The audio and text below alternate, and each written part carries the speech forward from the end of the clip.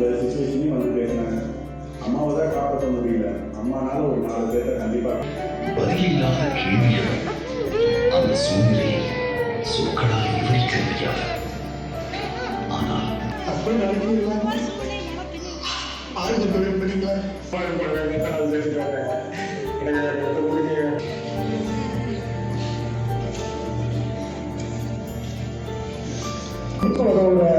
மனப்பான்மையினால அவன் இறந்து இப்போ வந்து அப்படின்ற ஒரு சந்தோஷம் வந்து நாங்கள் இருக்கோம். ஆனால் எங்களுக்கு இழப்புகளுக்கு நாங்கள் வீட்டில் எல்லாம் சாகிற வரைக்கும் அதை பார்க்க முடியாது. டைம் இருக்குது.